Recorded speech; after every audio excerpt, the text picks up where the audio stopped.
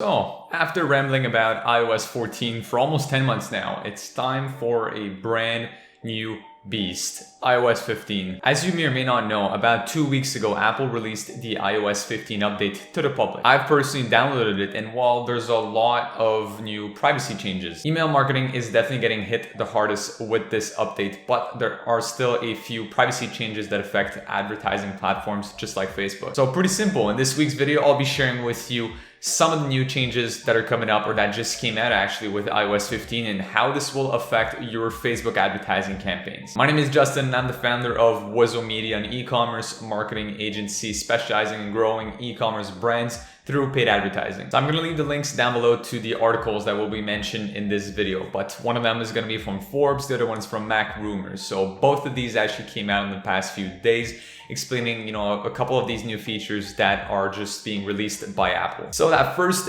feature is actually the privacy dashboard. It's not on by default from what I've experienced on my end, but you can turn that on, which I just did. It takes about 7 days for it to activate fully and show you this dashboard. So what I mean by this and what the privacy dashboard is basically now in the settings on any iPhone or Apple device that runs iOS 15, you're gonna be able to see what app essentially tracked you, what information they got from you. Would it be location? Would it be, your name? Whatever that is essentially. So it's gonna tell you all the info that this app gathered on you. So if we think back to iOS 14, the opt-in rate essentially for allowing apps to track you is about 4% in the end. So it still leaves about 96% of people who opted out of being tracked by companies like Facebook, Twitter, all of these social media platforms essentially. And what ended up happening is that people only had a prompt, right? It was only pretty much a yes or no question is, would you like to opt on or not? Or would you allow this app to track you? Or don't you want to allow this app to track you? It's pretty much something like that that was popping up on screen. Whereas now, it goes a step further. Essentially, Apple details and give you a full rundown of whatever each app has on you. So what information each of these apps that you're using has on you as a consumer. So on the flip side, it's really good. As a consumer, you can feel a lot more secure. There's a lot more, privacy to your data, to your information. So all of that is really good. But as a marketer, advertiser on these social media platforms, what this means is that people are going to become a lot more aware of what data these platforms are gathering on them. So this may lead to an even lower opt-in rate than we had seen with iOS 14 in the past. Because not only people are going to get a prompt now, they're also going to be able to see a full rundown of that data. So it's even scarier, I guess, for people to opt in and say yes. And as I mentioned at the beginning of this video, essentially email marketing is really getting hit the hardest because Apple has also released some changes that are affecting email delivery and also email open rate and email tracking. So that does change a lot for email marketing. But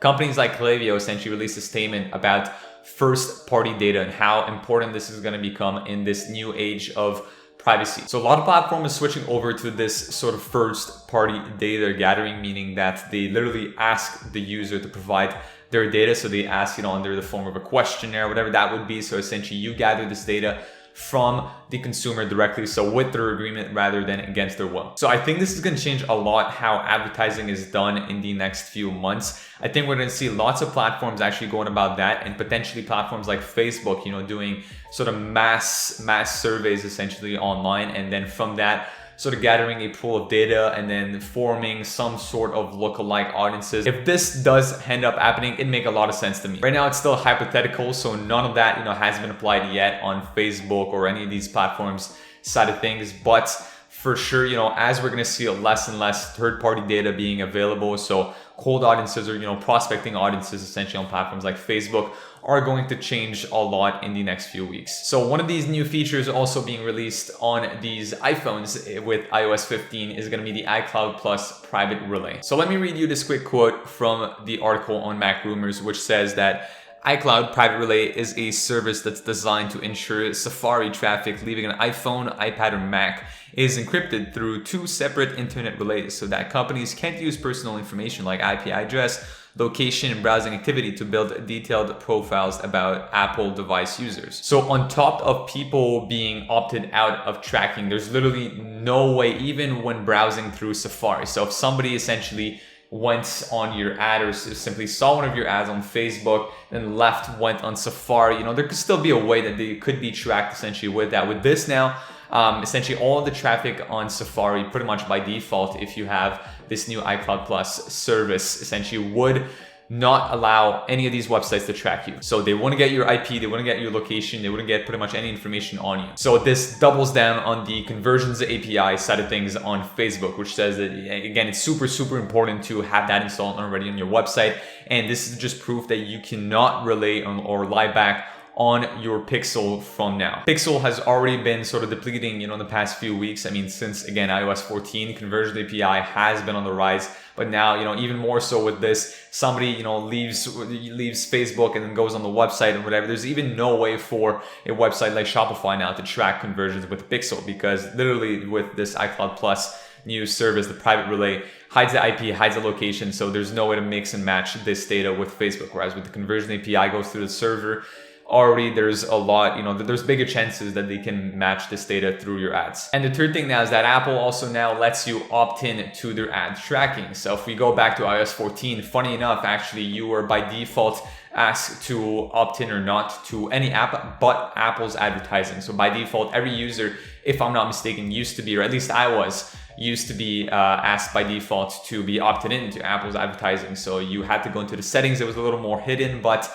now Apple gives you the choice. So if you're setting up a new device, essentially Apple will tell you, would you like to opt in or not to its advertising products? So they're sort of finally playing by their own rules, or are they? It seems as though the incentives are a little better, I guess, for their advertising platform. The little button is a little more predominant when you want to opt in or not to Apple's advertising side of things. Whereas for other apps, by default, you're being asked to opt out, and then you sort of have to pick the other option if you want to opt in. So it's a little different. Whereas for Apple, well, essentially, yeah, as I just said, the button essentially, and it sort of gives you an incentive to click on that rather than opt out. If you remember, from I don't know how long, but in the past couple of years, you could, if you had an iPhone or iPad or whatever device, when you set that up, it would ask you, if you wanted to share your data with app developers or the apps themselves, for improving purposes. And this, pretty much looks like the same thing now. So it's pretty much a really similar button that allows you to opt in for Apple's advertising platform. So with all of that being said, right now,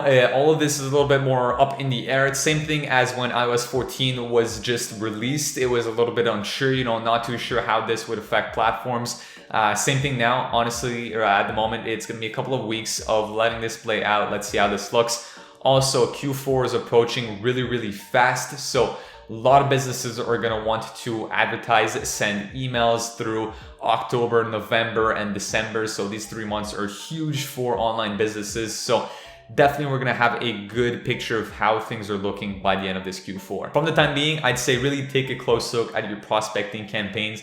Keep it as simple as possible. You just want to bring a lot of traffic to your site. I think that's the best thing that you can do right now is feed or flood your website with traffic and then have a strong retargeting put in place. Don't forget to also add your conversion API. Do not relay. If you're still on the Pixel, I literally cannot emphasize this enough. Switch over to the conversion API, or at least have both together working in harmony to really make sure that you get the best tracking as possible for your ads campaign. One quick thing that I want to mention at the end of this video now is that I hear a lot of people, or read online essentially, people mentioning, well, why does tracking even matter? I'm still gonna get the revenue in the end and it won't really just be attributed to Facebook.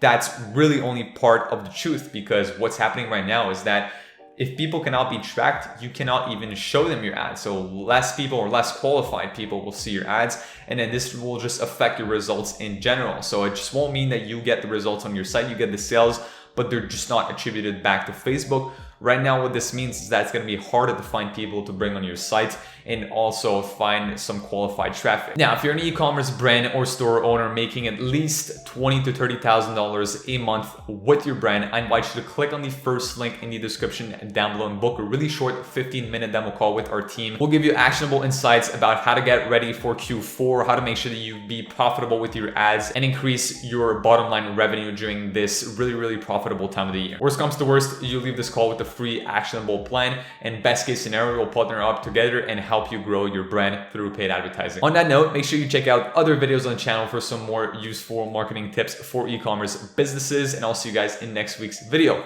Peace.